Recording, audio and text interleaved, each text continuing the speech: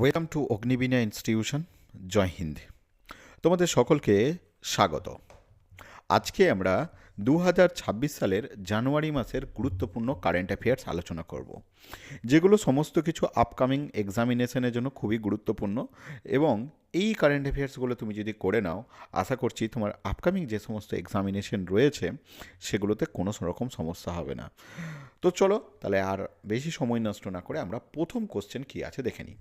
দেখো, প্রথম কোশ্চেন বলছে, Ajit Pawar was the deputy chief minister of which state who has died in a plane crash. বলছে অজিত পাওয়ার কোন রাজ্যের উপমুখ্যমন্ত্রী ছিলেন যিনি রিসেন্টলি প্লেন দুর্ঘটনায় মারা যান। তো দেখো, তোমরা প্রত্যেকেই জানো, রিসেন্টলি হয়তো নিউজটা তোমরা প্রত্যেকেই লক্ষ্য করেছো বা দেখেছো। তো এখানে একটু স্পেলিংগুলো দেখে নিও, এখানে স্পেলিংটা ভুল আছে। তো যাই হোক, মানে কোয়েশ্চেনটা তোমাদের বোঝা গেছে যে মহারাষ্ট্রের ইনি মুখ্যমন্ত্রী ছিলেন, মহারাষ্ট্রের মুখ্যমন্ত্রী ছিলেন, মানে উপমুখ্যমন্ত্রী ছিলেন কোন রাজ্যের? মহারাষ্ট্রের। আমরা প্রত্যেকেই জানি যে মহারাষ্ট্রের উনি উপমুখ্যমন্ত্রী ছিলেন। তাহলে আমাদের সঠিক উত্তর হয়ে যাবে অপশন এ, মহারাষ্ট্র। এবং ইনার প্লেন দুর্ঘটনায় যিনি যখন মারা গেলেন, এবং তখন 28শে জানুয়ারি তোমার 2026 সালের 8:45 এবং চার্টার্ড প্লেন ক্র্যাশে তিনি ল্যান্ডিং করার সময় বারামতিতে তার প্লেন ক্র্যাশ করে যায়। এবং তোমরা আমাকে একটু জানাও যে মহারাষ্ট্রের চিফ মিনিস্টারের নাম কি, তোমরা একটু কমেন্ট সেকশনে জানাবে। দেবেন্দ্র ফডনবিস। এবং দেখো, বাকি স্টেটগুলোও তোমরা দেখে নেবে যে বাকি স্টেটের চিফ মিনিস্টার কী আছে। যেমন ধরো কর্ণাটকা চিফ মিনিস্টারের নাম আছে সীতারামাইয়া। কেরালা তো তোমরা জানো, কেরালার চিফ মিনিস্টার বলো কে আছে। এবং তামিলনাড়ু, এই দুটো তোমরা একটু জানাবে আমাকে যে এই দুটো স্টেটের চিফ মিনিস্টারের নাম কি। এরপর আসবো আমরা পরবর্তী কোশ্চেন, অর্থাৎ how many total Padma award were given in 2026 total কতগুলি পদ্ম পুরস্কার দেওয়া হয়েছে। দেখো, আমরা যদি ভারতবর্ষে যতগুলো পুরস্কার দেওয়া হয় তার মধ্যে সেগুলোকে যদি আমরা ক্রোনোলজি অনুযায়ী ভাগ করি তাহলে দেখতে পাবো সব থেকে বড় পুরস্কারের নাম হচ্ছে ভারতরত্ন। তারপর হচ্ছে, তারপরে যদি আমরা দেখি, তারপরে সব থেকে বড় পুরস্কারের নাম হচ্ছে পদ্ম, কি বলো বলো, পদ্ম বিভূষণ।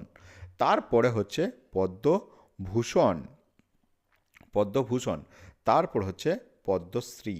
তাহলে এই ক্যাটাগরিতে আমরা তিনটে ক্রোনোলজিতে পুরস্কারগুলো পাই। এবং এই টোটাল এবছর যতজনকে দেওয়া হয়েছে সেটা হচ্ছে টোটাল 131 জনকে এবছর পদ্ম পুরস্কার দেওয়া হয়েছে। এবং পদ্ম পুরস্কারের মধ্যে পদ্মবিভূষণ দেওয়া হয়েছে টোটাল 5 জনকে, এবং তারপরে পদ্মভূষণ দেওয়া হয়েছে 13 জনকে, এবং পদ্মশ্রী দেওয়া হয়েছে 113 জনকে। এগুলো কিন্তু তোমাদের জেনে নিতে হবে।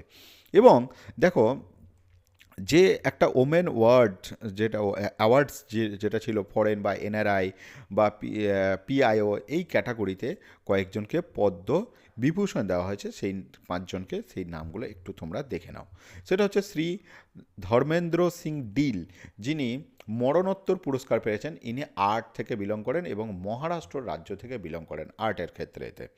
শ্রী কে টি থমাস, পাবলিক অ্যাফেয়ার্স, কেরালা থেকে বিলং করছেন। এম এস এন রাজাম, ইনিও আর্ট বা কলা থেকে বিলং করছেন উত্তরপ্রদেশ থেকে। আর শ্রী পি নারায়ণন, ইনি হচ্ছেন লিটারেচার, এখানে বানানটা ভুল আছে, লিটারেচার অ্যান্ড এডুকেশন ক্ষেত্রতে দেওয়া হয়েছে কেরালা থেকে। কেরালার রাজধানী বলো দেখি তো? তিরুবনন্তপুরম কেরালার রাজধানী।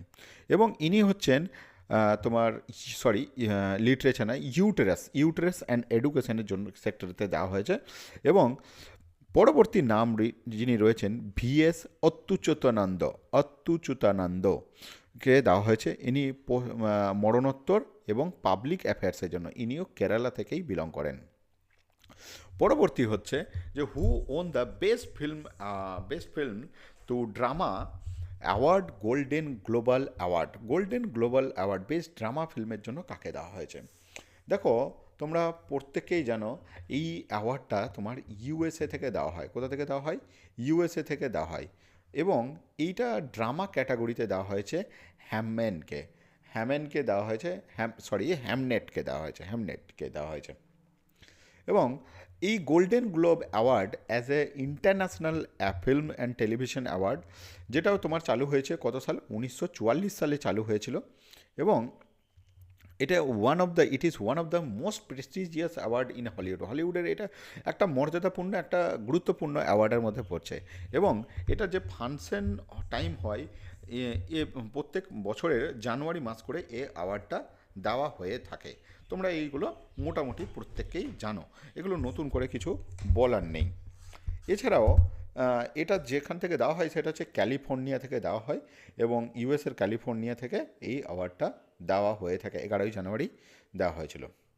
এবং the film one battle after ও another has receive the most award to it has receive 4 awards.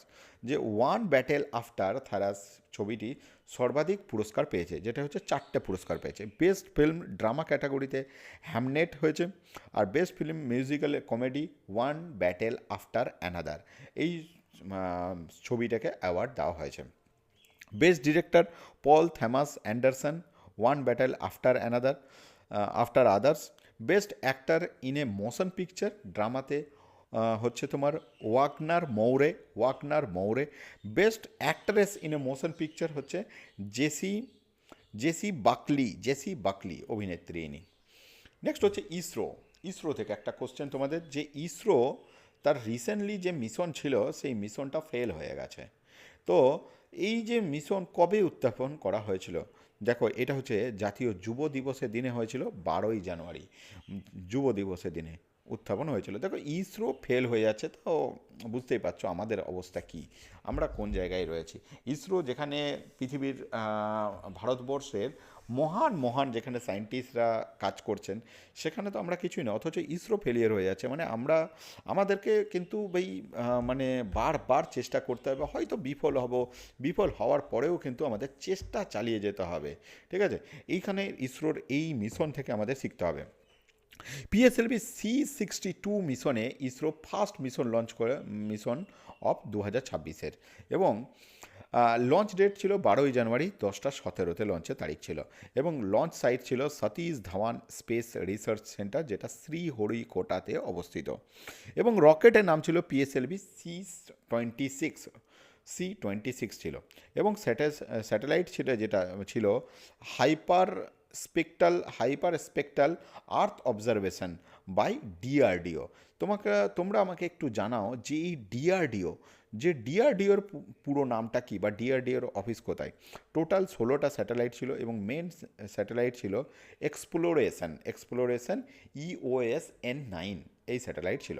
পরবর্তী কোশ্চেন দেখব যে which Republic day has Indian celebration on 26 জানুয়ারি।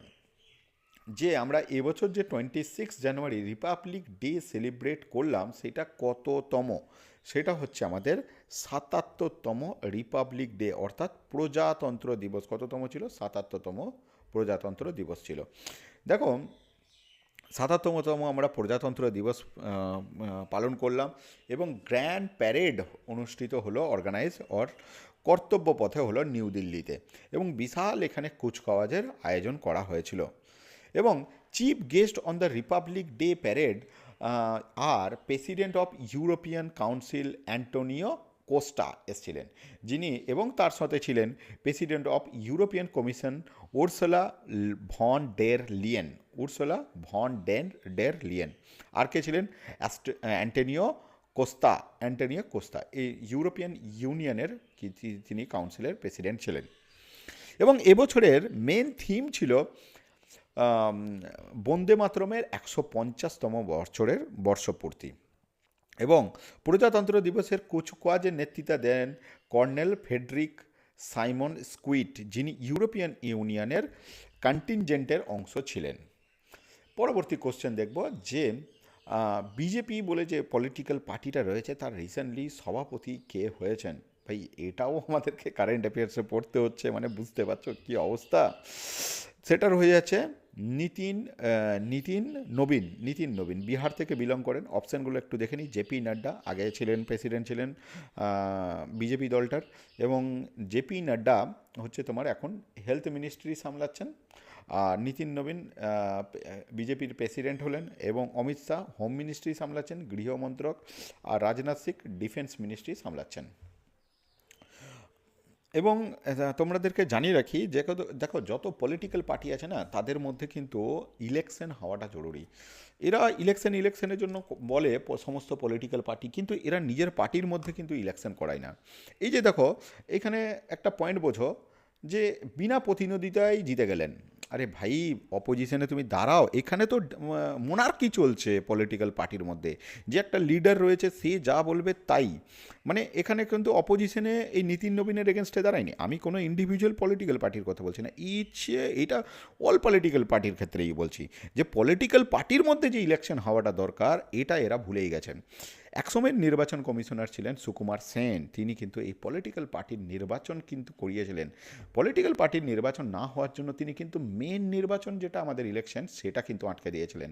এরা কি করে, বিভিন্ন সমস্ত পলিটিক্যাল পার্টিরা যে নিজেদের নির্বাচনটা না করিয়ে নিজেদের একটা মনোপলি তৈরি করে, এবং সেখানে যে যাকে মনোনীত করে একটা লোক দেখানো, মানে ভোটিং করায়। যেমন ধরো কিম জং উন, উত্তর কোরিয়াতে তোমরা জানো, ওখানেও ভোটিং হয়, তোমরা অবাক হয়ে যাবে, এবং ওখানে 100% ভোট পড়ে। এখানেও তাই, এখানেও সেই মোনার্কির মতন চলছে পলিটিক্যাল পার্টিগুলোতে। বেশ, যাই হোক, পরবর্তী কোশ্চেন হচ্ছে যে who has become the central vigilance commissioner, কে হয়েছেন সেন্ট্রাল ভিজিলেন্স কমিশনার, কে হয়েছেন রিসেন্টলি জানতে চাওয়া হয়েছে। দেখো, সেন্ট্রাল ভিজিলেন্স কমিশনার হয়েছেন প্রবীণ বাসিস্ট হয়েছেন। আচ্ছা, ভিজিলেন্স কমিশনের কাজ কী বলো তো? দুর্নীতি দমন করা ভিজিলেন্স কমিশনারের কাজ। এবং তোমরা যদি দেখো যে বাকি অপশানগুলোকে যদি আমরা আলোচনা করি, প্রবীণ কুমার হচ্ছে ডিজি অফ বিএসএফ, বিএসএফের ইনি ডিজি, কে? প্রবীণ কুমার, বিএসএফের। বেশ, তারপর হচ্ছে সত্যজিৎ কাপুর ইনি হচ্ছেন তোমার ডিজি অফ আইটিবিপির ডিজি, তোমার কে? সত্যজিৎ কাপুর। এবং রাজকুমার গোয়েল হচ্ছে তোমার কিছু বলো, চিফ ইনফরমেশন কমিশনার হচ্ছে রাজকুমার গোয়েল। এবার আমরা এই কোশ্চেনে একটু দেখো, প্রেসিডেন্ট দ্রৌপদী মুর্মু, তোমরা জানো দ্রৌপদী মুর্মু আমাদের দেশের একজন আদিবাসী সম্প্রদায় থেকে বিলং করা রাষ্ট্রপতি, এবং মহিলা রাষ্ট্রপতি, যিনি দ্বিতীয় মহিলা রাষ্ট্রপতি। এর আগে ছিলেন আমাদের প্রতিভা দেবী সিং পাটেল, এবং ইনি এখন 15তম রাষ্ট্রপতি। এবং অ্যাপয়েন্ট করেছেন প্রবীণ বাসিস্টকে অ্যাজ এ ভিজিলেন্স কমিশনার। এবং প্রবীণ কুমার ছিলেন হচ্ছে 1991 ব্যাচের আইপিএস অফিসার। বেশ, who has on free trade agreement, FTA, অর্থাৎ free trade agreement has been signed after 18 years long ago negotiable between India and the European Union. European ইউনিয়নের দেশগুলির সঙ্গে recently আমাদের ফ্রি ট্রেড এগ্রিমেন্ট স্বাক্ষরিত হয়েছে। এটা কবে স্বাক্ষরিত হয়েছে জানতে চাওয়া হয়েছে। দেখো, এরপর ইউরোপিয়ান থেকে যে সমস্ত জিনিসগুলো আসে, তাদের দাম বুঝতেই পারছো কমে যাবে। এবং এটা স্বাক্ষরিত হয়েছে 27শে জানুয়ারি ইউরোপিয়ান ইউনিয়নের মধ্যে। এবং দীর্ঘ 18 বছর পর কিন্তু এই চুক্তি স্বাক্ষরিত হলো। এবং Indian leader and European leader have announced during this, এটার জন্য স্বাক্ষর করেছে। এবং the agreement likely entire into force 2027। এবং এই নিয়মটা আশা করছি 2027-এর মধ্যে স্বাক্ষরিত হয়ে যাবে, আশা করা যায়। সুভাষচন্দ্র বসু আবদার পরীক্ষা বিভাগে পুরস্কৃত হয়েছেন। দেখো, তোমাদের এই কোশ্চেনটা প্রত্যেকের হয়তো জানা, যে সুভাষচন্দ্র বসু নেমড আবদা পুরস্কার কে পেয়েছেন। ক্যাটাগরি হচ্ছে ইন্ডিভিজুয়াল ক্যাটাগরিতে যিনি পেয়েছেন, তিনার নাম হচ্ছে সীতা অশোক সিল্কে। এবং সীতা অশোক সিল্কে এই পুরস্কারটা পেয়েছেন। এবং দেখো, পরবর্তী অপশানগুলোকে আমরা যদি দেখি, সুপ্রিয়া সাহু, ইনি হচ্ছেন এনভায়রনমেন্টের সবথেকে বড় অ্যাওয়ার্ড, যিনি হচ্ছেন চ্যাম্পিয়ন অফ দ্য আর্থ, ইনাকে দেওয়া হয়েছে। Supriya Sahu, champion of the earth, যেটা এনভায়রনমেন্টের সবথেকে বড় অ্যাওয়ার্ড। দেখতে পাচ্ছ পরবর্তী অপশান রাবিনা টান্ডনকে দেওয়া হয়েছে পেটা অ্যাওয়ার্ড, যেটা ওই অ্যানিম্যাল প্রোটেকশনের জন্য যে ল রয়েছে। এবং রয়েছে বানু মুস্তাক। বানু মুস্তাক হচ্ছে international Booker prize winner Banu Mushtaq. পরবর্তী কোশ্চেনের দিকে যাব আমরা। পরবর্তী কোশ্চেন আমরা পড়লাম এবং এই যেটা রয়েছে যে ইন্ডিভিজুয়াল ক্যাটাগরিতে সিকিমকে দেওয়া হয়েছে, ইনস্টিটিউশনাল ক্যাটাগরিতে সিকিম স্টেট ডিজাস্টার ম্যানেজমেন্ট অথরিটিকে দেওয়া হয়েছে এবং ইন্ডিভিজুয়াল ক্যাটাগরিতে লেফটেন্যান্ট কর্নেল সীতা অশোক সেলকেকে দেওয়া হয়েছে। এই পুরস্কার দেওয়া হয় 51 লাখ টাকা দেওয়া হয়, $51 লাখ অ্যামাউন্ট দেওয়া হয়। এবং Indira Gandhi national piece for piece and disaster management and development 2025 will be give home কাকে দেওয়া হয়েছে ইন্দিরা গান্ধী পিস প্রাইজ? দেখো, এটার জন্য সঠিক উত্তর হয়ে যাবে আমাদের, বলো দেখি অপশানগুলো তুমি একটু ফলো করলেই দেখতে পাবে। এটা সঠিক উত্তর হচ্ছে গ্রেস, সঠিক হচ্ছে grace Machel. Grace Machel Indira Gandhi peace prize দেওয়া হয়েছে গ্রেস মাচেল। এবং 2014 সালে দেওয়া হয়েছিল, ইসরোকে দেওয়া হয়েছিল এই অ্যাওয়ার্ডটা। এবং তোমরা দেখবে যে এই যে একটা অপশান দেখতে পাচ্ছ না, ডিনায়েল এবং ডিনায়েল ব্যারেন হোম এবং এই আলী আবু অ্যাওয়ার্ড যেটা রয়েছে, এরা 2023 সালে পেয়েছিল এই অ্যাওয়ার্ডটা, 2023 সালে পেয়েছিল। এবং 2024 সালে পেয়েছিল এই যে মিশেল ব্যাচলেট ইন্দিরা গান্ধী অ্যাওয়ার্ডটা 2024-এ পেয়েছিল। আর 2025-এ এই যে তোমার গ্রেস ম্যাচেল। তাহলে আমরা যদি একটু ক্রোনোলজি বলি তাহলে কি দাঁড়ালো, 2023-এ পেয়েছিল এই দুজন, কি নাম, ড্যানিয়েল ব্যারেন বোহম এবং আলী আবু আওয়াদ পেয়েছিল 2023 সালে। 2024 সালে হচ্ছে তোমার 2024 সালে 2024 সালে হচ্ছে মিশেল ব্যাচলেট এবং 2025-এ হচ্ছে গ্রেসা মাসেল। এই হচ্ছে পুরো অ্যাওয়ার্ড 2014 সালে ইসরো পেয়েছিল এই অ্যাওয়ার্ডটা। এবং এই অ্যাওয়ার্ডে কি হয়, এই অ্যাওয়ার্ডে তোমার এই যে গ্রেসা ম্যাচেল বললাম, ইনি মোজাম্বিক দেশ থেকে বিলং করেন এবং ইনি একজন ফিলান্থ্রপিস্ট ছিলেন।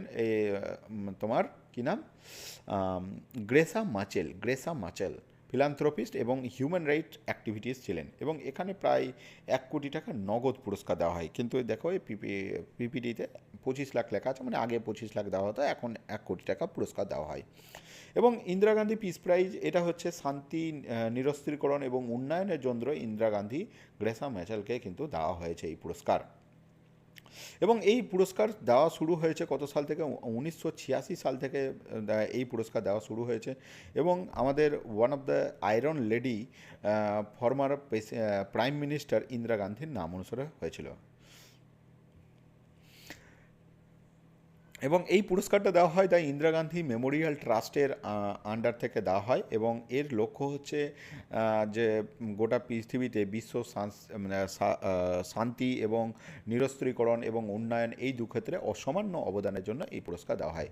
এই পুরস্কারের অ্যামাউন্ট মানি কিন্তু 25 লাখ নয়, 1 কোটি টাকা এখন অ্যামাউন্ট রয়েছে এই অ্যাওয়ার্ডটা। মনে থাকবে এই অ্যাওয়ার্ডটার কত, 1 কোটি টাকা। নেক্সট কোশ্চেন হচ্ছে যে what is the Indian rank Henley passport index? দেখো, এই পাসপোর্ট ইন্ডেক্সটা জারি করে হ্যান্ডলে এবং তার ব্রাদার্স দুজন মিলে এই পাসপোর্ট কিন্তু এই র্যাঙ্কটা জারি করে। ভারতের অবস্থা এখানে খুবই খারাপ। ভারতের হ্যান্ডলে পাসপোর্ট ইন্ডেক্সে 80তম র্যাঙ্ক রয়েছে, মানে খুবই অবস্থা খারাপ ভারতের হ্যান্ডলে পাসপোর্ট ইন্ডেক্সে। হ্যান্ডলে পাসপোর্ট ইন্ডেক্স এটা প্রায় কভার করে 277টার মতন বিভিন্ন এরিয়া এবং টেরিটরিজ সমস্ত কিছু মিলিয়ে কভার করা হয়। ইন্ডিয়া যেখানে গ্লোবালি র্যাঙ্ক করেছে 80, মানে খুব খারাপ অবস্থা। Indian passport can not travel visa free, 255টা দেশে ভারত কিন্তু পাসপোর্ট ছাড়া যেতে পারবে না। এবং এই ক্ষেত্রে সবথেকে বিশ্বের যদি আমরা পাওয়ারফুল পাসপোর্ট দেখি বা হ্যান্ডলে পাসপোর্ট ইন্ডেক্সের টপে রয়েছে তোমার 1 নম্বরে হচ্ছে সিঙ্গাপুর সবথেকে টপে রয়েছে। তারপরে আমরা যাকে দেখতে পাবো সেটা হচ্ছে Japan, south Korea, Luxembourg, Denmark, Sweden, Spain, Switzerland, এদেরকে দেখতে পাবো। তারপরে হচ্ছে Belgium, Finland, Greece, France, Ireland, Italy, এই সমস্ত দেশগুলোকে আমরা শক্তিশালী পাসপোর্টের মধ্যে দেখতে পাবো। Hungary, Portugal, Slovakia, Slovenia, UAE, এগুলো কিন্তু শক্তিশালী পাসপোর্টের মধ্যে রয়েছে। অস্ট্রেলিয়া, লাটভিয়া, ইউনাইটেড কিংডম, তারপরে হচ্ছে তোমার Liechtenstein, Canada, Iceland, Lithuania, Malaysia, United State, এগুলো কিন্তু শক্তিশালী পাসপোর্টের মধ্যে রয়েছে। এবং সব থেকে শেষে খারাপ অবস্থা রয়েছে সেটা হচ্ছে আফগানিস্তানের, তারপরে হচ্ছে সিরিয়া, তারপরে ইরাক, তারপরে হচ্ছে পাকিস্তান, ইয়েমেন এবং সোমালিয়া সব থেকে খারাপ অবস্থার মধ্যে রয়েছে। সব থেকে খারাপ রয়েছে আফগানিস্তান, এবং সব থেকে ভালো রয়েছে, কি বললাম, সব থেকে ভালোর মধ্যে রয়েছে তোমার কোনটা? আহ, বলো বলো, তোমরা বলো। সিঙ্গাপুর সব থেকে ভালোর মধ্যে রয়েছে সিঙ্গাপুর, এবং সব থেকে খারাপে হচ্ছে তোমার আফগানিস্তান, এবং ভারতের র্যাঙ্ক হচ্ছে 80। বেশ, পরবর্তী কোশ্চেন দেখবো যে has Indian which theme as Indian chosen for it presidency of BRICS 2026। দেখো 2026-এ ব্রিক্সের থিম কী ছিল? দেখো 2026-এ ব্রিক্সের থিম ছিল, অপশন ডি পাবে, building and building for resilience, innovation, cooperation and sustainability. স্থিতিস্থাপকতা, উদ্ভাবন, সহযোগিতা এবং স্বায়ত্তশাসনের নির্মাণের জন্য এই লোগো বা এই থিমটি দেওয়া হয়েছে। Indian has announce launch website theme and logo. লোগোটা অনেকটা বিজেপি পলিটিক্যাল পার্টির যে লোগো আছে সেই লোগোটার মতন। এবং BRICS summit 2026 held in India, 2026-এ যে ব্রিক্সের সামিট হয়েছিল সেটা তোমার হয়েছিল নিউ দিল্লিতে। এবং theme building for resilience, innovation, collaboration and sustainability. এবং এই থিম ব্রিক্সের লোগো ছিল তোমার হচ্ছে ঐক্যের মধ্যে বৈচিত্র্যের প্রতীক।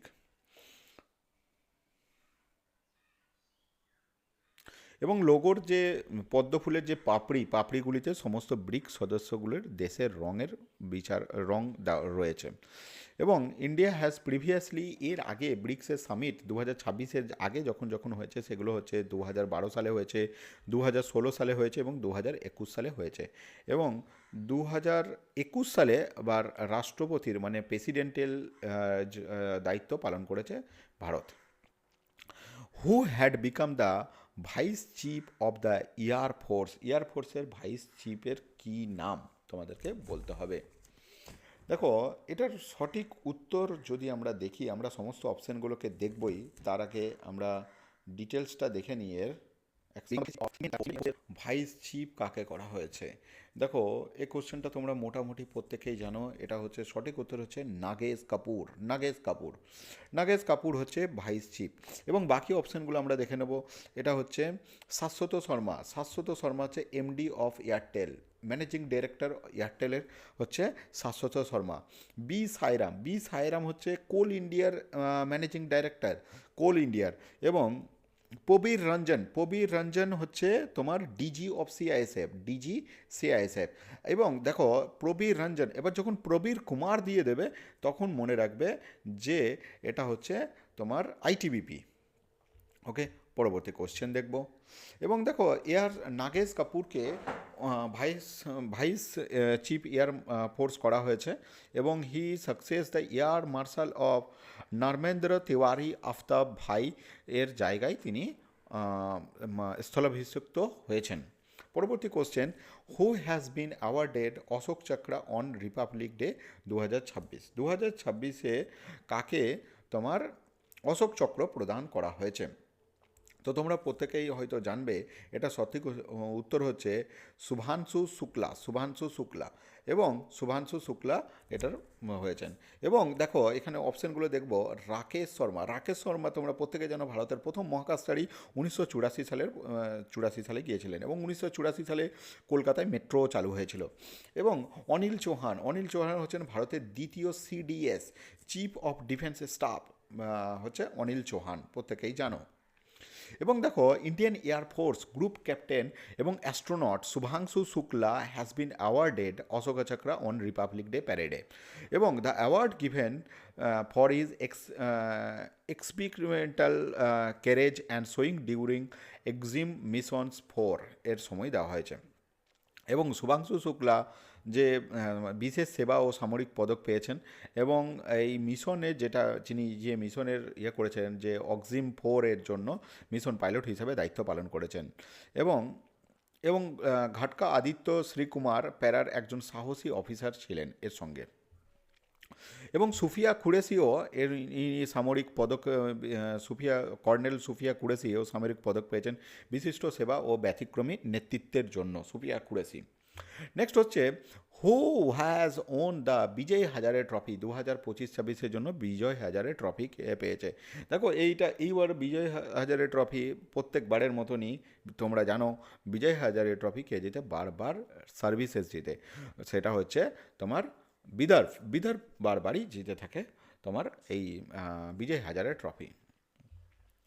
বিজয় হাজারে দেখো বিজয় হাজারে ট্রফি এবার যেটা হলো 2025-26 সেটা হচ্ছে 33তম সংস্করণ ছিল এবং এটার আয়োজক ছিল বিসিসিআই এবং ফরম্যাট ছিল লিস্ট এ ক্রিকেট, 50 ওভারের ফরম্যাট ছিল এবং এটা ছিল টিম ছিল 38টা, অল রঞ্জি ট্রফির মধ্যে ছিল 38টা, সকল দলের মধ্যে ছিল। উইনার ছিল বিদর্ভ এবং প্রথমবার বিদর্ভ উইনার হয়েছে এবং এর আগে এটাতে রানার আপ হয়েছে সৌরাষ্ট্র এবং প্লেয়ার অফ দ্য সিরিজ হয়েছে আমান মোকদে এবং যিনি 814 রান করেছে এবং মোস্ট উইকেট টেকার হচ্ছে অঙ্কুর পানওয়ার সৌরাষ্ট্র থেকে এবং 2024-এর উইনার ছিল কর্ণাটকা, 2024-এর উইনার কর্ণাটকা ছিল।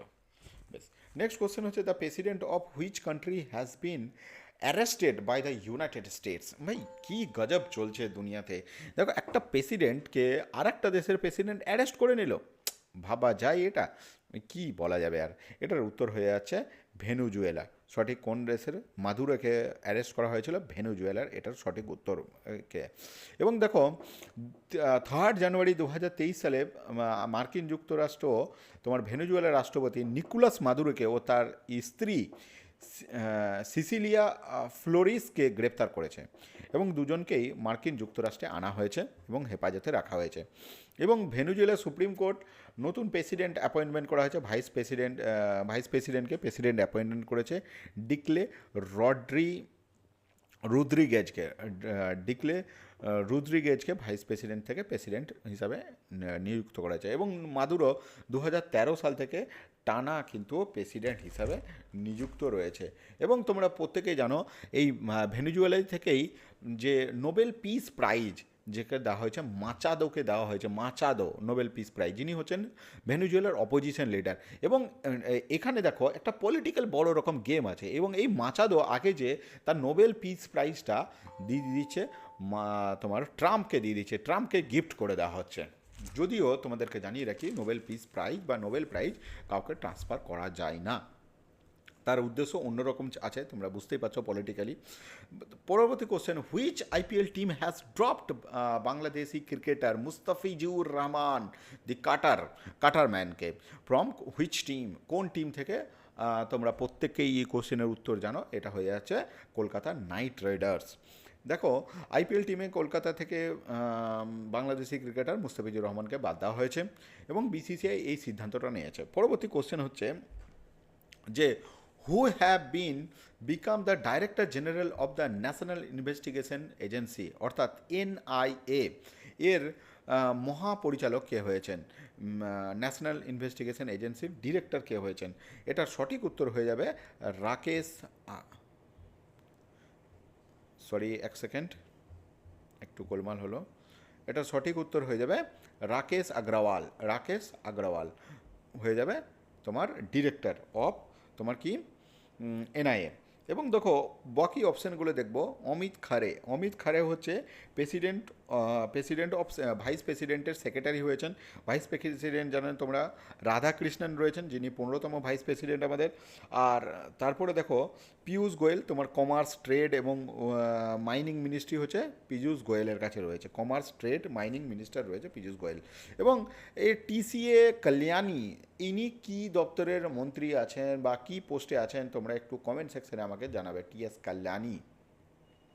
বেশ, এনআইএর সদর দপ্তর রয়েছে তোমার মেনলি হচ্ছে নিউ দিল্লিতে এবং এটা জাতীয় তদন্তকারী সংস্থা 2008 সালে গঠন করা হয়েছে তোমার যাতে টেররিস্ট অ্যাটাক না হয় দেশের মধ্যে, সেই ধরনের বড় এজেন্সি সেটা হচ্ছে এনআইএ।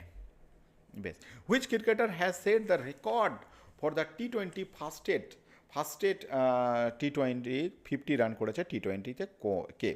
তো দেখো রিসেন্টলি যেটা হয়েছে অভিষেক শর্মা, তোমরা প্রত্যেকেই দেখেছো হয়তো অভিষেক শর্মার খেলাটা, এবং অভিষেক শর্মা করেছে এই কীর্তিমানটা। এবং দেখো এর আগে যুবরাজ সিং 14 বলে কিন্তু 50 করেছিল ইংল্যান্ডের বিরুদ্ধে 2007 সালে, এবং অভিষেক শর্মা 14 বলে করেছে তোমার নিউজিল্যান্ডের বিরুদ্ধে। হার্দিক পান্ডিয়া করেছে 16 বলে আফ্রিকার বিরুদ্ধে, মানে সাউথ আফ্রিকা 2025 সালে, আর অভিষেক শর্মাও করেছিল 17 বলে। তো এগুলো আমরা দেখলাম। নেক্সট হচ্ছে who has secured the first position of the medal tally of খেলো ইন্ডিয়া ব্যাচ গেম 2026-এ। খেলো ইন্ডিয়াতে কে তোমার সবথেকে পদক ট্যালিতে সবথেকে প্রথমে কে রয়েছে জানতে চাওয়া হয়েছে। তো দেখো খেলো ইন্ডিয়াতে সবথেকে এবছরের প্রথম স্থান অধিকার করেছে আবারও সেই কর্ণাটকা কিন্তু আবার প্রথম স্থান অধিকার করেছে খেলো ইন্ডিয়াতে গেমের মধ্যে। এবং খেলো ইন্ডিয়া যে বিচ গেমস সেক্ষেত্রে দ্বিতীয় সংস্করণ ছিল, এবং লোকেশন হচ্ছে তোমার হচ্ছে দাদরা এবং নাগর হাভেলি এবং দামানান দিউতে হয়েছে, এবং মাস্কট ছিল পার্ল এবং মুক্তা বা একটি ডলফিন, এবং এটা হয়েছিল জানুয়ারি 5 থেকে 10ই জানুয়ারি পর্যন্ত। এবং মেন গেমস ছিল বিচ ভলিবল এবং beach kabaddi, beach snooker, beach স্প্যাক্রো, সিক্রো, স্যালেট, ওপেন ওয়াটার সুইমিং, এগুলো ছিল মেন খেলা। বেশ, এবার দেখো কর্ণাটকা 3টে গোল্ড মেডেল পেয়েছে, টোটাল 11টা মেডেল। তামিলনাড়ু পেয়েছে 3টে গোল্ড মেডেল, টোটাল তামিলনাড়ুর 8টা মেডেল। মণিপুরের টোটাল 7টা মেডেল, মধ্যপ্রদেশের টোটাল 5টা, এবং হরিয়ানার টোটাল 8টা medal. Mark Tully was associated which field who has recently passed. Mark Tully কে, যে রিসেন্টলি আমাদের মারা গেছেন, আমাদের ছেড়ে চলে গেছেন, মার্ক ট্যালি কে। দেখো মার্ক ট্যালি হচ্ছেন তোমার লিটারেচার অ্যান্ড জার্নালিজমের সাথে যুক্ত। বানানটা এখানে ভুল আছে, একটু চেক করে নেবে, এটা লিটারেচার হবে। সাহিত্য এবং সাংবাদিকতার সাথে যুক্ত ছিলেন মার্ক ট্যালি, যিনি রিসেন্টলি তোমার মারা গেছেন বা আমাদের ছেড়ে গেছেন। তিনি হচ্ছেন একজন ব্রিটিশ ভারতীয় লেখক, সাংবাদিক ছিলেন মার্ক ট্যালি, যিনি 90 বছর বয়সে কিন্তু মারা গেছেন। পরবর্তী কোশ্চেন হচ্ছে who become the first player of the world to 400 match in singles category, যিনি 400 ম্যাচ খেলেছেন সিঙ্গেল ক্যাটাগরি, বা 400 গ্র্যান্ড স্ল্যাম জিতেছেন, যিনি 400 ম্যাচ জিতেছেন। তো এটা সঠিক উত্তর হয়ে যাবে, তোমরা প্রত্যেকেই জানো এটা একজনই হতে পারে, সেটা হচ্ছে নোভাক জোকোভিচ। নোভাক জোকোভিচ কোন দেশ থেকে করে? সার্বিয়া থেকে বিলং করে, এবং সব থেকে বেশি কিন্তু ইনি গ্র্যান্ড স্ল্যামও জিতেছেন। দেখো রাফেল নাডাল স্পেন থেকে, রোজার ফেডারার স্পেন থেকে, এবং অ্যান্ডি মারে, রিসেন্টলি খুব নিউজ হয়েছিল, অ্যান্ডি মারে ব্রিটেন থেকে বিলং করে। পরবর্তী কোশ্চেন হচ্ছে যে which state has completely banned gutkha, বা গুটকা, পান মশলা, টোবাকো প্রোডাক্টকে রিসেন্টলি কোন রাজ্য ব্যান করেছে? তো এটার উত্তর হয়ে যাবে উড়িষ্যা কিন্তু সঠিক উত্তর হয়ে যাবে। তোমরা আমাকে জানাও উড়িষ্যার সিএমের কী নাম? আমি তোমাদের একটা ক্লু দিচ্ছি, টাইটেল হচ্ছে মাঝি। উড়িষ্যা কমপ্লিটলি ব্যান গুটকা, পান মশলা এবং টোবাকো কিন্তু কমপ্লিটলিভাবে ব্যান করেছে। Who become the first Indian shuttler to win 500 singles, যিনি 500টি একক পদক জিতে ভারতীয় শাটলার হয়েছেন, কি নাম? তো তার নাম হচ্ছে পিভি সিন্ধু হয়ে যাবে আমাদের সঠিক উত্তর, পিভি সিন্ধু। বাকি প্রত্যেকেই কিন্তু তোমার ব্যাডমিন্টনের সাথেই যুক্ত রয়েছে, সানিয়া নেহওয়াল, অশ্বিনী পনাপ্পা এবং জ্যোৎস্না চিনাপ্পা, এরা কিন্তু প্রত্যেকেই ব্যাডমিন্টনের সাথে যুক্ত। PV Sindhu become the first Indian shuttler to win 500 singles match, এবং she has become the 6th player in the world to win 500 singles, যিনি পৃথিবীর একমাত্র ষষ্ঠ খেলোয়াড় যিনি 500 ম্যাচ জিতেছেন। Who has secured the first position category in the large state of NITI Aayog? নীতি আয়োগের যে লার্জ স্টেটের ক্যাটাগরি, সেখানে রপ্তানি সূচক, অর্থাৎ তোমার যে আমরা এক্সপোর্ট করি সেই এক্সপোর্ট সূচকে বড় রাজ্যের ক্যাটাগরিতে কোন রাজ্য ফার্স্ট হয়েছে? সেটা বড় রাজ্যের ক্যাটাগরিতে একটাই হতে পারে, সেটা হচ্ছে তোমরা জানো প্রত্যেকে যেখান থেকে সব থেকে বেশি বিজনেস হয় মহারাষ্ট্র হয়ে যাবে আমাদের সঠিক উত্তর। মহারাষ্ট্র হয়ে যাবে। এবং এই যে নীতিটা সে মানে এই যে নীতি আয়োগ রপ্তানি সূচক করে ইপিআই ইন্ডেক্স প্রকাশ করে 2024 সাল থেকে প্রকাশ করে। এবং এখানে যে পোটেনশিয়াল কেন্দ্রশাসিত অঞ্চল এবং স্টেটের মধ্যে একটা পোটেনশিয়াল কিন্তু নিয়োগ হয়। এবং এই যে first edition of EPI was release 2020 সালের মধ্যে এটা হয়েছিল, 20 সালে। এবং এখানে বেশ কয়েকটা ক্যাটাগরি করা আছে, বৃহৎ রাজ্য, ছোট রাজ্য এবং স্থলবিশিষ্ট রাজ্য বলতে ল্যান্ডলক স্টেটগুলো এবং কেন্দ্রশাসিত অঞ্চলের মধ্যে। এবং বড় রাজ্যের মধ্যে মহারাষ্ট্র, তামিলনাড়ু, গুজরাট, উত্তরপ্রদেশ, অন্ধ্রপ্রদেশের মধ্যে রয়েছে। এবং ছোট রাজ্যের মধ্যে উত্তরাখণ্ড তারপর রয়েছে সবথেকে প্রথমে। এবং নর্থ ইস্ট এবং ইউনিয়ন টেরিটরির মধ্যে জম্মু কাশ্মীর, নাগাল্যান্ড, দাদরা নগর হাভেলি রয়েছে। Who has been appointed as the new Director General of DG of ITBP? ITBPর ডিজি রিসেন্টলি কে হয়েছে? আইটিবিপির রিসেন্টলি ডিজি যিনি হয়েছেন তিনার নাম হচ্ছে তোমার অপশন ডি, সত্যজিৎ সিং কাপুর। আইটিবিপির ডিজি সত্যজিৎ সিং কাপুর আইটিবিপির ডিজি হয়েছেন। ITBP DG Satyajit.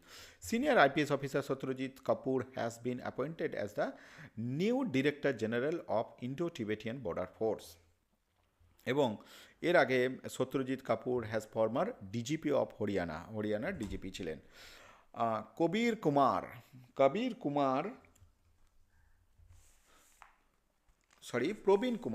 কুমার কোন দলের মহাপরিচালক নিযুক্ত হয়েছেন? একটু আগেই তোমাদের আলোচনা করলাম। প্রবীর কুমার হচ্ছেন বিএসএফের হেড হয়েছেন, বিএসএফের হেড প্রবীর কুমার।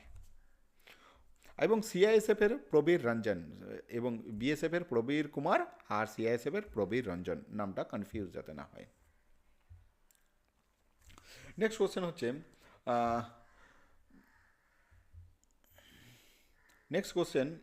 যে which country has officially announce the withdrawal from the World Health Organization, অর্থাৎ WHO থেকে রিসেন্টলি কোন দেশ নিজেকে পুল আউট করে নেবে অথচ বেরিয়ে যাবে? তো তোমরা জানো এটা কে হতে পারে? একমাত্র ইউএসএ এই বদমাশিগুলো এখন শুরু করেছে, প্রত্যেক জায়গা থেকে নিজেকে পুল আউট করে নিচ্ছে বা বিশ্বেতে অশান্তি ছড়ানোর এখন এই মুহূর্তের মেন কারিগর হচ্ছে ইউএসএ অফিসিয়ালি অ্যানাউন্স দ্য, যে আনুষ্ঠানিকভাবে তিনি জানিয়েছেন যে তিনি এখান থেকে প্রত্যাহার করে নেবেন এবং ট্রাম্প প্রেসিডেন্ট রয়েছেন, প্রেসিডেন্টের সময়ে এক্সিস্ট করবেন বলে ঠিক করেছেন। এবং 2025-এই কিন্তু ঘোষণা করেছেন।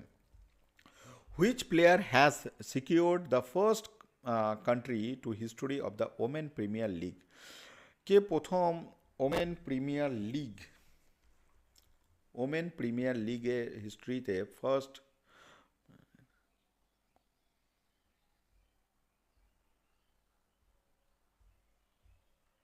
প্রিমিয়ার লিগে? এটা হচ্ছে ন্যাট সাইভার ব্রুট হবে সঠিক উত্তর, ন্যাট সাইভার ব্রুট। এবং দেখো ন্যাট সাইভার ব্রুট, মুম্বাই ইন্ডিয়ান্সের Nat Sciver Brunt secure the first country in the history of Women Premier লিগের মধ্যে। এবং ইনি কিন্তু তোমার মুম্বাই ইন্ডিয়ান্সের হয়ে খেলে থাকে। এবং he achieve this feat against the Royal Challenger ব্যাঙ্গালোরের বিরুদ্ধে এই অর্জনটা করেছেন। পরবর্তী question, which country will participate ICC men T20 World Cup 2026 replace Bangladesh? বাংলাদেশের জায়গায় কোন দেশ আর কি T20 বিশ্বকাপ খেলবে? বাংলাদেশের জায়গায় খেলবে স্কটল্যান্ড খেলবে। পরবর্তী কোশ্চেন আমরা দেখব। পরবর্তী কোশ্চেন রয়েছে, দেখো বাংলাদেশ রিসেন্টলি পুল আউট করেছে নিজেদেরকে, যে তিনি টুর্নামেন্ট খেলবে না। বিভিন্ন কারণ রয়েছে, সেগুলো তোমরা প্রত্যেকে মোটামুটি জানা আছে তোমাদের। পরবর্তী কোশ্চেন দেখবো, হু has become the first country to enact a law for the safe use of artificial intelligence? Artificial ইন্টেলিজেন্সের জন্য রিসেন্ট কোন দেশ নিয়ম বা আইন আনতে চলেছে?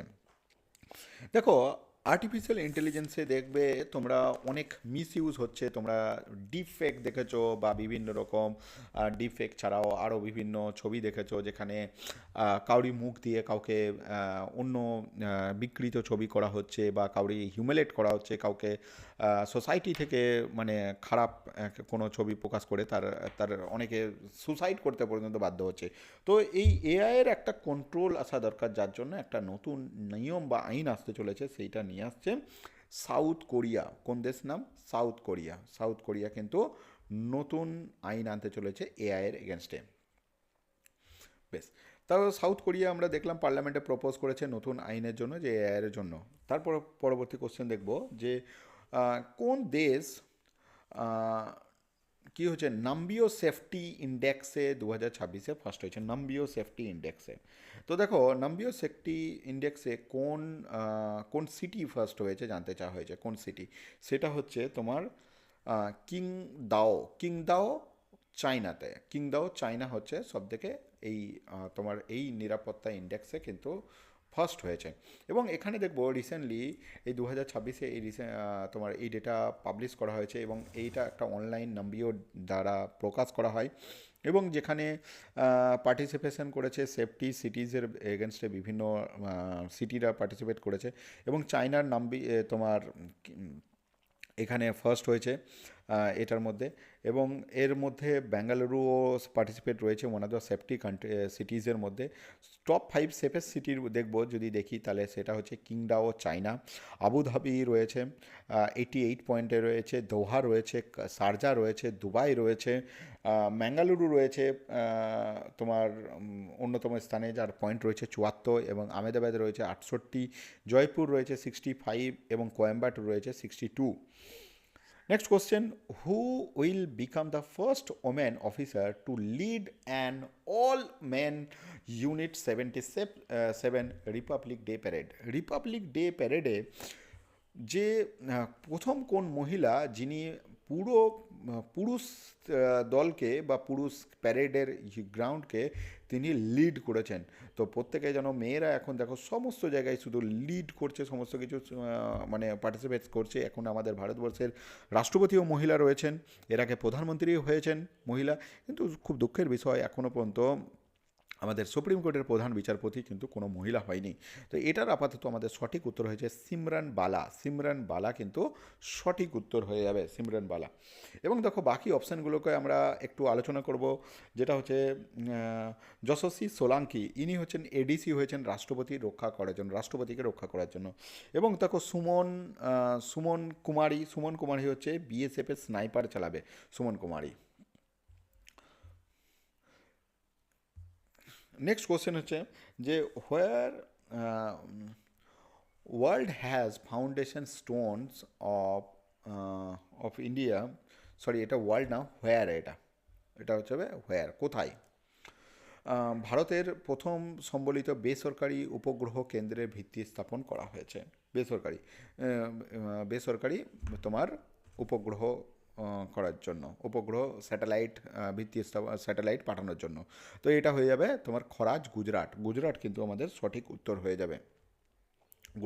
গুজরাটে the foundation stone of country first integrated private satellite plant has been laid Khoraj at Sanand district of Gujarat. গুজরাটে কিন্তু এটা আমাদের করা হয়েছে। জিস্তা স্পেস লিমিটেড বলে সংস্থাটা করছে। পরবর্তী কোশ্চেন হচ্ছে যে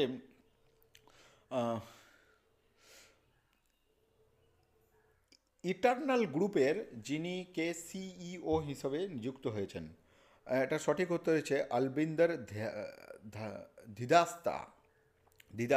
আলবিন্দর দিদাসা হয়েছেন ইটার্নাল গ্রুপের সিইও হচ্ছে তোমার দীপেন্দর গোয়েলের জায়গায়, মানে দীপেন্দর গোয়েল তোমরা জানো জোম্যাটো কোম্পানি যেটা আছে দীপেন্দর গোয়েলের, তো ইনি কী করেছেন, ইনি রিসেন্টলি এক টাইপের রিটায়ার করেছেন, অনেক কোম্পানি অনেক টাকা করে নিলাম, তোমরা পডকাস্ট দেখেছো দীপেন্দর গোয়েলের।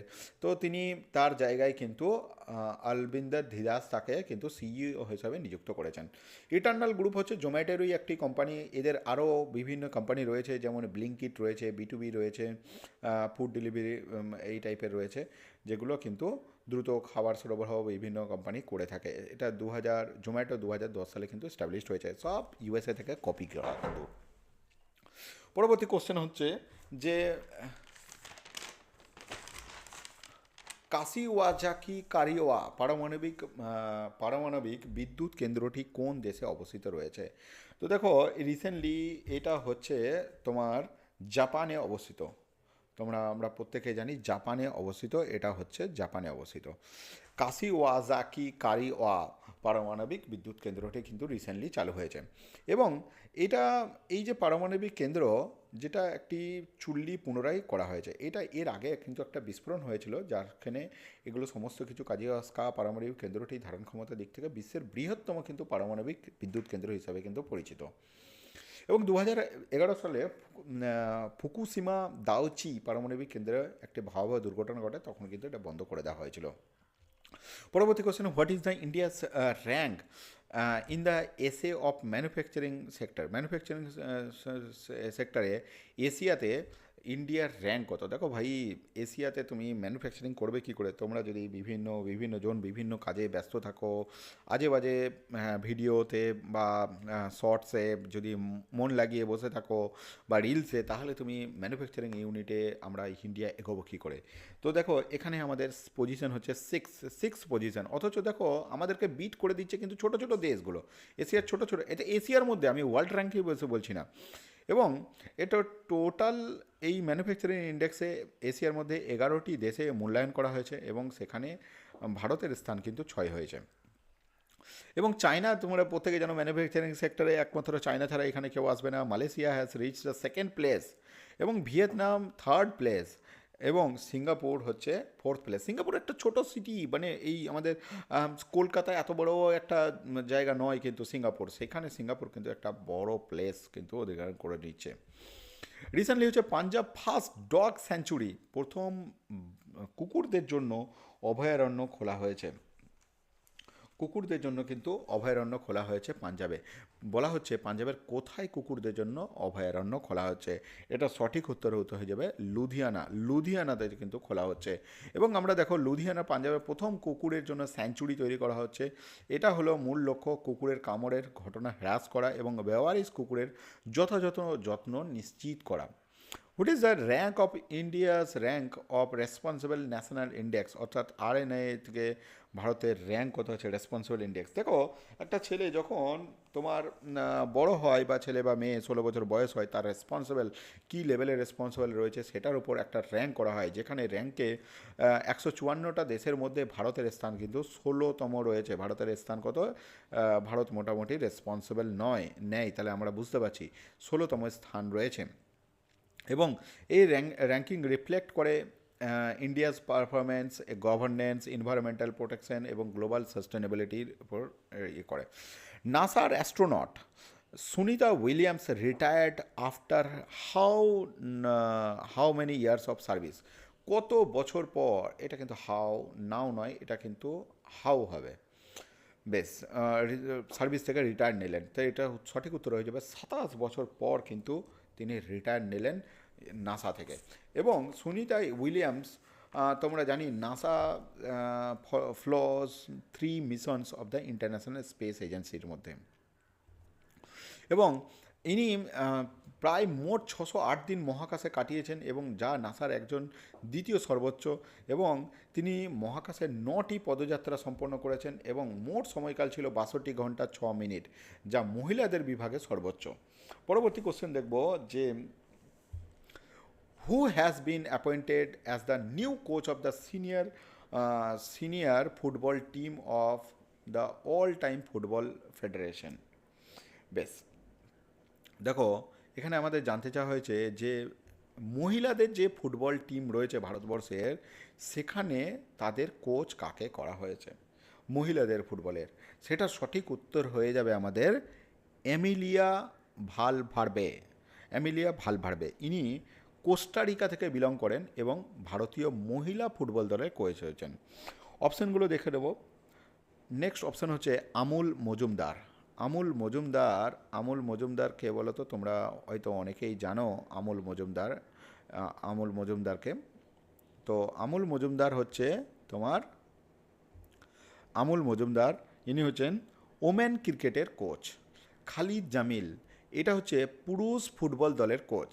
এবং কার্ক ফুলটন, ইনি হচ্ছেন ভারতীয় যে ভারতীয় যে ভারতীয় যে হকি দল রয়েছে, পুরুষ বিভাগের হকি দল, তার কোচ হচ্ছে কার্ক ফুলটন। তাহলে প্রত্যেকটা জিনিস তোমাদের মনে থাকবে। দেখো, আইএফএফ অর্থাৎ all India football federation announce করেছে অ্যামিলিয়া ভলভার্ডেকে ভারতীয় ফুটবল মহিলা দলের কোচ করার জন্য, এবং তিনি কোস্টারিকার বাসিন্দা। আমি আগেই বললাম।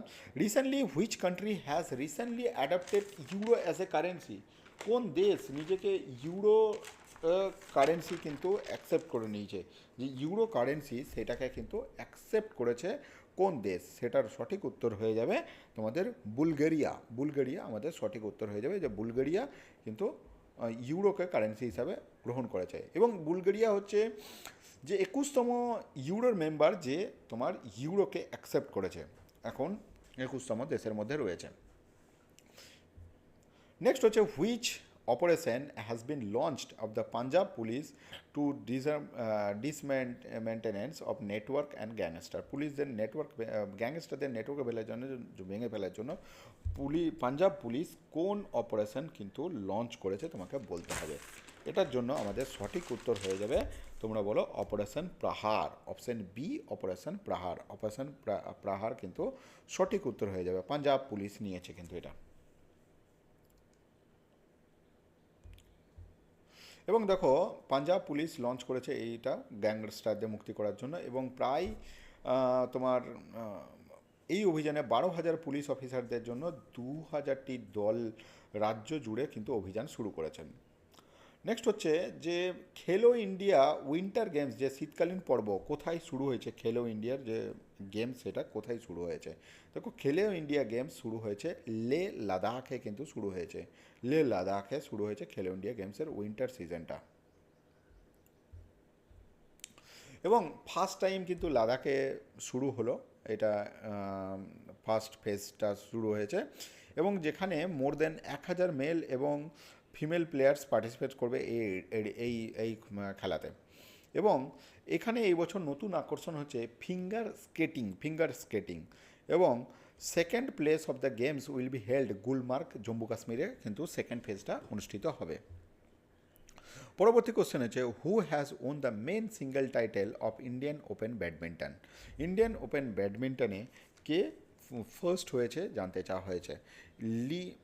লিনচুন ইয়েল। অপশন এ আমাদের সঠিক উত্তর হয়ে যাবে লিনচুল ইয়েল। নেক্সট হচ্ছে সাইনা নেহওয়াল।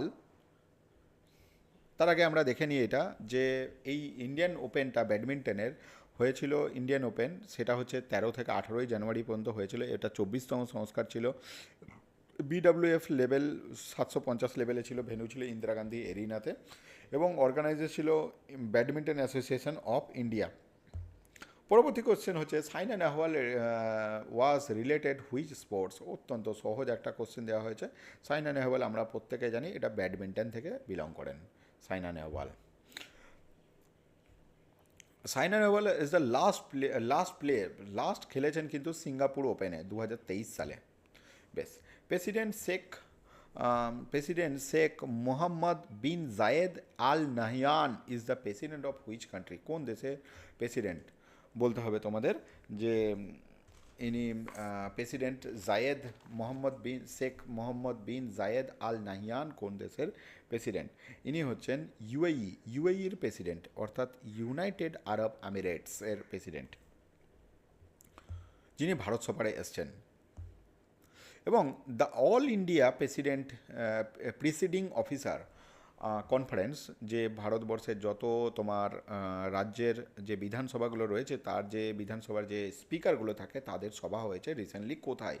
যেটা হচ্ছে তোমার সঠিক উত্তর হয়ে যাবে উত্তরপ্রদেশ। এবং এই সভাটাকে লিড করেছে আমাদের যে লোকসভার স্পিকার ওম বিড়লা কিন্তু রিসেন্টলি এই সভাটাকে লিড করেছেন। The 86th of All India Presiding Officer Conference has begun Uttar Pradesh Legislative Assembly, Lucknowতে। নেক্সট হচ্ছে পরবর্তী কোশ্চেন হচ্ছে যে আহ, ইয়োভেনি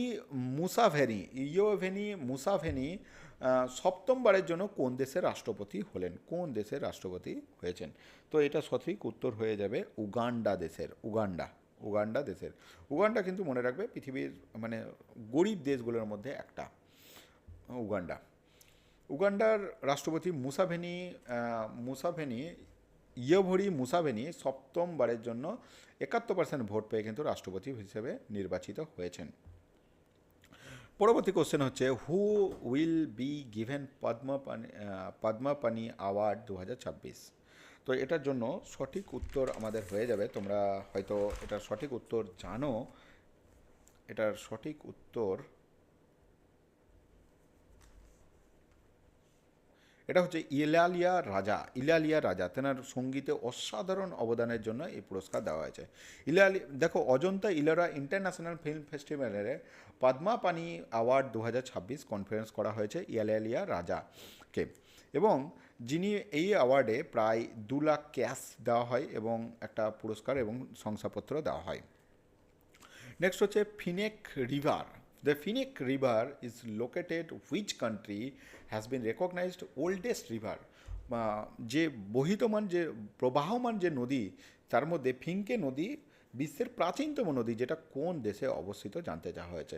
দেখো, এটা হচ্ছে অস্ট্রেলিয়ার রাজধানী তোমরা প্রত্যেকেই বলতে পারবে, ক্যানবেরা হচ্ছে অস্ট্রেলিয়ার রাজধানী। এবং এই নদী হচ্ছে বিজ্ঞানীদের মতে ফিনকে নদী পৃথিবীর হচ্ছে প্রাচীনতম নদীগুলোর মধ্যে একটা, যেটা মোটামুটি 30-40 কোটি বছর আগে এটি ছিল বলে মনে করা হচ্ছে। এবং India's first Vande Bharat sleeper class train. দেখো ভাই, বন্দে ভারতের আমাদের আবার স্লিপার ক্লাস চলে এলো। আজকে ভারতের আমাদের ট্রেনের অবস্থা কিন্তু খুবই খারাপ। তোমরা প্রত্যেকে জানো, তোমাদের পরীক্ষা যদি আজকে ধরো সকাল 10টায় তোমার পরীক্ষা আছে, তুমি সকালে একটা যদি সিরিয়াস তোমার কোনো চাকরির পরীক্ষা থাকে, তুমি কিন্তু সকালে ট্রেন ধরে যাবে না, তুমি একদিন আগেই যেতে হবে তোমাকে, কারণ হচ্ছে ট্রেনের ভরসা নেই কখন কি লেট করে দেবে। তাহলে আমরা কিন্তু সেই ভরসার জায়গাটা ইন্ডিয়ান রেলওয়ে কিন্তু আজও কিন্তু আমাদেরকে দিতে পারে না। তার উপরে আমরা ট্রেনের স্পিড নিয়ে, ট্রেনে তো প্রথমত টাইমই ঠিক নেই, তারপর আবার স্পিডে আমরা এখন দেখো, তুমি টপ 10টা ট্রেনের স্পিডের মধ্যে ভারতবর্ষের কোনো ট্রেনই আসে না। আমরা এখন বলছি আমাদের ট্রেনের স্পিড 160, 140 এরকম করে আমরা লাফাচ্ছি, অথচ চায়না তোমার 700 kilometre per hour, 600 kilometre per hour স্পিডে কিন্তু ট্রেন চালিয়ে দিচ্ছে। সেখানে আবার এত যে লম্বা ট্রেন, এত টাইম লাগার জন্যই মানুষকে বসে যেতে পারবে না, তাদেরকে ঘুমানোর জন্যই বন্দে ভারতের স্লিপার ক্লাস কিন্তু চালু করা হচ্ছে। সেটাকে নিয়ে আমরা লাফালাফি করছি। যাই হোক, আমাদের পরীক্ষার জন্য গুরুত্বপূর্ণ, আমাদেরকে মনে রাখতে হবে এটা স্লিপার ক্লাস প্রথম বন্দে ভারত চালু হয়েছে তোমার, সেটা হচ্ছে হাওড়া গুয়াহাটি রুটে কিন্তু চালু হয়েছে। এবং প্রাইম মিনিস্টার শ্রী মোদিজি এই ট্রেনটা কী বলবো ওই পতাকা দেখিয়েছেন, এবং এটা হাওড়া গুয়াহাটি রুটে চালু হয়েছে। এবং ট্রেনটা নাকি পুরোটাই ট্রেনটা ফুললি এয়ার কন্ডিশনার ট্রেন, এবং 823টা প্যাসেঞ্জার একসাথে নিয়ে যেতে পারবে, এবং 16টা কোচ রয়েছে এই ট্রেনটার মধ্যে, আধুনিক কোচ বলা হচ্ছে। Where is the world Economic forum WEF conference 2026 কোথায় অনুষ্ঠিত হয়েছে? ওয়ার্ল্ড ইকোনমিক ফোরাম, এটা সঠিক উত্তর হয়ে যাবে তোমার ওয়ার্ল্ড ইকোনমিক ফোরাম চালু হয়েছে ডাভোস। সঠিক উত্তর হয়ে যাবে অপশন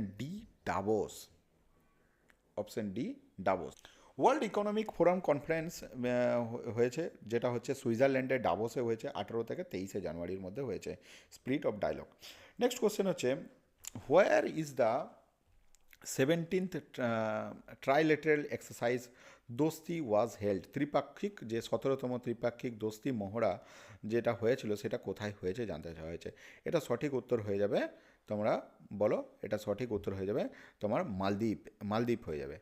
এবং দোস্তি অপারেশন এটা ইন্ডিয়ান কোস্টগার্ড, শ্রীলঙ্কান কোস্টগার্ড এবং মালদ্বীপ কোস্টগার্ডও হয়েছে, অবস্থিত হয়েছিল, যেটা হচ্ছে মালদ্বীপের ক্যাপিটালে হয়েছে। নেক্সট হচ্ছে পরবর্তী কোশ্চেন,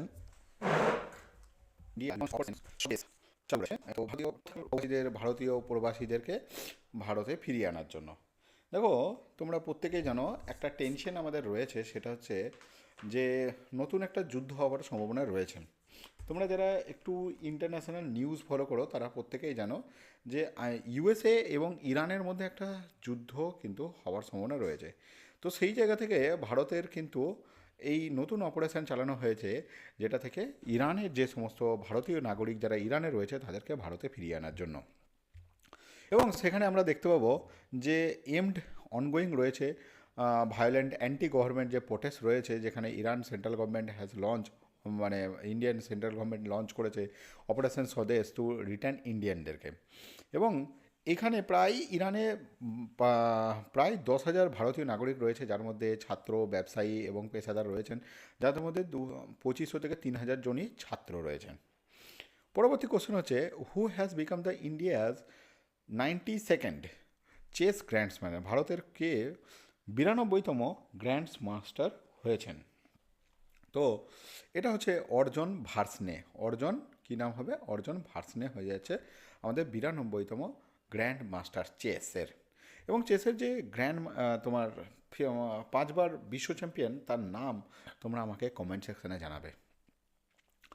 দেখো, ভারতের আরজে ভার্সনে 92তম গ্র্যান্ডসম্যান, এবং এটা হচ্ছে তোমার আর্মেনিয়ায় অনুষ্ঠিত আন্দ্রেনিক মার্গায়ান মেমোরিয়াল টুর্নামেন্টে জিতে তিনি এই কর্তৃত্ব অর্জন করেছেন। নেক্সট হচ্ছে Shaya Mohsen Zindani has become new prime minister of which state বা হুইচ কান্ট্রি, কোন দেশের মহসিন জিন্দানি কোন দেশের তোমার প্রধানমন্ত্রী, নতুন প্রধানমন্ত্রী হয়েছেন? দেখো, এটার উত্তর হয়ে যাবে তোমরা যুদ্ধবিধ্বস্ত একটা দেশ ইয়েমেনের প্রধানমন্ত্রী হয়েছেন। পরে ইয়েমেনের প্রধানমন্ত্রী সালমান বিন বিনেট রিজাইন করেছে এজ এ প্রধানমন্ত্রী হতে, এর জায়গায় তিনি স্থলাভিষিক্ত হয়েছেন। নেক্সট হচ্ছে, which is the fully organic panchayat of Rajasthan? রাজস্থানের রিসেন্টলি কাকে ফুললি অর্গানিক পঞ্চায়েত হয়েছে? এটার সঠিক উত্তর হয়ে যাবে, এটার তোমরা প্রত্যেকেই জানো, রাজস্থানের অর্গানিক বলতে গেলে যেখানে জৈব পদ্ধতিতে চাষ করা হয় এবং পুরোপুরি জৈব পদ্ধতিতে সমস্ত কিছু হয়ে থাকে, যেখানে কোনো কীটনাশকের প্রয়োগ করা হয় না। এটা হচ্ছে বাম্বানাস কানকাদ। এবং তোমাদেরকে আরও কিছু আমি ডিটেলিং ইনফরমেশন দিয়ে রাখি যে এখানে প্রত্যেকটা কোনো ফার্টিলাইজার বা কীটনাশক ইউজ করা হয় না। এবং তোমাকে যদি জিজ্ঞেস করা হয় যে বলো ভারতের প্রথম ফার্স্ট অর্গানিক স্টেট কোনটা, এটা তো পঞ্চায়েত, একটা ছোট জায়গা। কিন্তু যদি স্টেট বলা হয় যে ফার্স্ট অর্গানিক স্টেট, সেটা হয়ে যাবে সিকিম, কিন্তু মনে রাখবে। নেক্সট হচ্ছে আইএনএসভি, তোমার আইএনএসভি কৌনিন্দা তার প্রথম যাত্রায় কোন বন্দরে পৌঁছেছেন? এটা সঠিক উত্তর হয়ে যাবে সুলতান কাবুস পোর্ট, যেটা অবস্থিত সুলতান কাবুস, সেটা হচ্ছে ইউএইতে অবস্থিত সুলতান কাবুস পোর্ট। পরবর্তী কোশ্চেন দেখব, সুলতান কাবুসকর আইএনএসভি স্পোর্ট, এটা কবে গেছে? এটা গুজরাট থেকে রিলিজ করা হয়েছিল, 29শে ডিসেম্বর থেকে বেরিয়েছিল কানিন্দ যাত্রায়। Where was the 16th general assembly of international renewable energy, আন্তর্জাতিক পুনর্নবীকরণ শক্তি সংস্থা এরিনা এর 16তম সভা কোথায় অনুষ্ঠিত হয়েছে? এর 16তম সভা অনুষ্ঠিত হয়েছে ইউএইতে, বা ইউএইর তোমার আবুধাবিতে অনুষ্ঠিত হয়েছে। আবুধাবিতে 16তম অনুষ্ঠিত হয়েছে, যে 16তম যে পুনর্নবীকরণ এরিনা, সেটার সভা অনুষ্ঠিত হয়েছে। নেক্সট হচ্ছে যে which is the Kerala first beautiful sanctuary, প্রজাপতিদের জন্য প্রথম সুন্দর অভয়ারণ্য কোথায় অবস্থিত হয়েছে? যে প্রথম প্রজাপতিদের জন্য, এটা সঠিক উত্তর হয়ে যাবে আরলাম হয়ে যাবে সঠিক উত্তর, আরলাম, প্রজাপতিদের জন্য অভয়ারণ্য। The Kerala government has renamed Aralam wild life sanctuary as the Aralam butterfly sanctuary, এবং has become the dedicated butterfly sanctuary, যেটা শতাব্দীতে প্রথম যে বাটারফ্লাইদের জন্য স্যাঞ্চুরি হয়েছে। নেক্সট হচ্ছে, major Swati Shanta Kumar has been awarded with which award? এটা সঠিক উত্তর হয়ে যাবে তোমার সঠিক উত্তর এর যে মেজর স্বাতি শান্তা কুমার কোন পুরস্কারে ভূষিত হয়েছেন? United National security general award, United National National secretary general অ্যাওয়ার্ডে ভূষিত হয়েছেন। কি মেজর সোয়াতি শান্তা কুমার। তিনি কি করেছেন, লিঙ্গ অন্তর্ভুক্তিমূলক শান্তি রক্ষার ক্ষেত্রে জাতিসংঘের মহাসচিব পুরস্কার 2025 পেয়েছেন এবং সেনা কর্মকর্তা মেজর সোয়াতি শান্তা কুমার। এবং she has correctly services United, তিনি সঠিকভাবেই সংযুক্ত জাতীয় দক্ষিণ সুদান মিশনে কর্মরত ছিলেন। এই পুরস্কারটি লিঙ্গ সমতা, নারী সমর্থক এবং শান্তি প্রতিষ্ঠার জন্য প্রচারকারী সংস্থাগুলি থেকে দেওয়া হয়। নেক্সট হচ্ছে, সম্প্রতি সৃষ্ট ঝড় গৌরাত্তি, স্ট্রম গৌরাত্তি কোন মহাদেশে প্রভাব ফেলেছে? স্ট্রম গৌরাত্তি প্রভাব ফেলেছে ইউরোপে, কিন্তু ব্যাপকভাবে প্রভাব কিন্তু ফেলেছে। এবং দেখো, এটা 8 থেকে 9 জানুয়ারির মধ্যে এসেছিল স্ট্রম গৌরাত্তি কিন্তু, এবং ইউরোপের কান্ট্রি যেমন ব্রিটেন, ফ্রান্স এবং ওয়েস্টার্ন ইউরোপ কান্ট্রিগুলোতে কিন্তু ভালো রকম প্রভাব পড়েছে। নেক্সট হচ্ছে, গলফ কর্পোরেশন অর্থাৎ GCC forces included excise of golf সেল্ড কোথায় পরিচালিত হয়েছে, বাহিনী কোথায় উপসাগরীয় 2026 মহড়া করেছে? এটা সঠিক উত্তর হয়ে যাবে সৌদি আরব। সৌদি আরবের রাজধানী তোমরা প্রত্যেকে জানো রিয়াদ, কিন্তু সৌদি আরবের রাজধানী রিয়াদ। নেক্সট হচ্ছে, দেখো, গলফ কোঅপারেশন সোসাইটি অর্থাৎ জিসিসি উপসাগরীয় সহযোগিতা পর্ষদ, এটা 6টা কান্ট্রিজ মিডল ইস্টের মধ্যে অবস্থিত। এটা এস্টাবলিশড হয়েছে 1981 সালে 25 মে, এবং রিয়াদে এদের হেডকোয়ার্টার রয়েছে। কান্ট্রিগুলো কী কী রয়েছে? বাহারিন, কুয়েত, ওমান, কাতার, সৌদি আরব এবং ইউএই রয়েছে। নেক্সট কোশ্চেন, যে ভারত ও জাপান উপকূলরক্ষণ বাহিনীর যৌথ মহড়া কোথায় অনুষ্ঠিত হয়েছে? ভারত এবং কার মধ্যে, কোথায় ভারত এবং জাপানের জয়েন্ট মিলিটারি এক্সারসাইজ অর্থাৎ জয়েন্ট কোস্ট গার্ড এক্সারসাইজ কোথায় হয়েছিল? মুম্বাইয়ে হয়েছে। কোথায় হয়েছে? মুম্বাইয়ে হয়েছে কিন্তু। নেক্সট কোশ্চেন আমরা দেখব যে এদের মধ্যে এই যে জয়েন্ট এক্সারসাইজ ভারত এবং জাপানের যে কোস্টগার্ড হলো, তার টপিক ছিল marine pollution control, location Mumbai. Next question হচ্ছে, which Indian ship has participated in the maritime expedition Lokayan 26?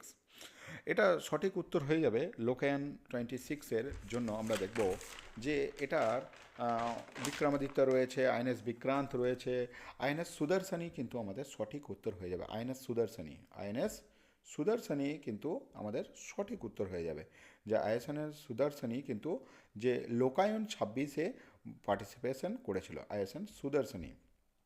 এবং এই আইএনএস সুদর্শনী এম্বার্ক 10 মান্থ ম্যারিটাইম এক্সপেকটেশন লোকায়ন 26-এর মধ্যে, এবং এই জাহাজটি 22,000 নটিক্যাল মাইলেরও দূরত্ব বেশি অতিক্রম করেছে। এবং এই অভিযানের সময় 13টি দেশ, 18টি বিদেশি বন্দর পরিদর্শন করবে। এবং দ্য শিপ উইল পার্টিসিপেশন একেল set France and sail 250 will be held New York ইউএসএতে পার্টিসিপেট করবে। এই ছিল আজকের পুরো ভিডিও তোমাদের জন্য। তোমাদের আশা করছি পুরো ক্লাসটা খুবই কাজে লাগবে এবং তোমরা আগামী দিনে কিন্তু ভালো রকম এটা থেকে লাভ গ্রহণ করবে। ধন্যবাদ।